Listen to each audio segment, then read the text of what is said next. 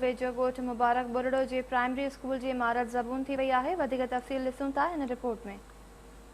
हींअर असां मौजूदु आहियूं मनड़ो भरिसां ॻोठ मुबारक ॿरड़ो में। मुबारक ॿरड़ो जो जेको गवर्नमेंट गर्ल्स हाई स्कूल आहे उहो काफ़ी सालनि खां ज़बून हाली जो शिकार लॻो पियो आहे।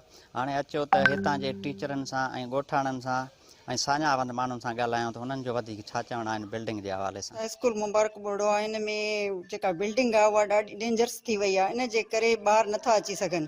असां टीचर्स खे बि ख़तरो आहे, ॿारनि खे बि ख़तरो आहे। हुननि जा माइट जेके ॿारनि जा आहिनि उहे चवनि था असां पंहिंजा ॿार न छॾींदासीं। इन जे करे हींअर हाज़िरी बि घटि आहे ऐं असांखे पाण ख़तरो आहे। असांजो स्कूल सफ़ा किरे थो, ॿार जेके आहिनि सो असांजो ड्रिग में अचनि ई कोन था।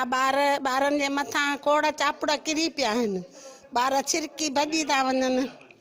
2-3 आपान जे मथां किरिया आहिनि इहे, पर ॿार वणनि हेठां वेठा आहियूं, पंहिंजी ड्यूटी कयूं पिया, ॿार कोन था अचनि। असांजो स्कूल जेको आहे सो सफ़ा तबाह थी वियो आहे। असां एतिरियूं एप्लीकेशन ॾिनियूं आहिनि, असां एतिरा मेंबर मोकिलिया आहिनि, तंहिं बावजूद बि असांजे स्कूल जी का बि तामीर न थी सघी आहे। इन जे लाइ महिरबानी करे असांजे स्कूल खे तामीर कराए वञे। असांजा बचिड़ा ॾाढा ॾुखिया आहिनि। असां पाण टीचर साहिब असां ॾुखिया आहियूं। असां वणनि जे हेठां ॿारनि खे पढ़ायूं, असां ॾाढा परेशान आहियूं।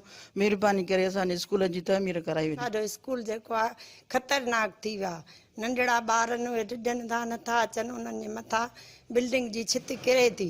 वज़ीर आला सिंध खे अपील था कयूं त असांखे पंहिंजो स्कूल नए सिर तामीर कराए ॾिने वञे। एहसान कयो असां मिसकिननि ते ऐं न्याणियूं छाणियूं दरबदर थी वियूं आहिनि। ओड़े पाड़े जूं न्याणियूं ईंदियूं आहिनि, दुआऊं कंदव साईं तव्हांखे। महिरबानी कयो, इनायत कयो असां ग़रीबनि ते। हे झुगड़ा ठाहे जो इल्मु माना चढ़े मथे, इल्मु मथे थिए। इल्मु हेठि न हुजे साईं, इल्मु मथे हुजे। गवर्नमेंट गर्ल्स हाई स्कूल जेको आहे सो मुबारक ॿरड़ो काफ़ी वक़्त खां वठी डिस्टर्ब आहे। छित जे हिसाब सां छित जा चापड़ किरनि पिया ऐं काफ़ी टीचरनि जे मथां किरिया आहिनि, ॿारनि जे मथां किरिया आहिनि।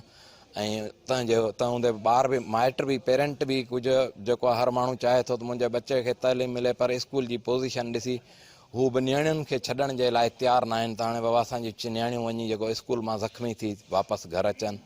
टीचरूं वीचारियूं उहे ॿार वणनि जे हेठां वेही गुज़ारीनि थियूं।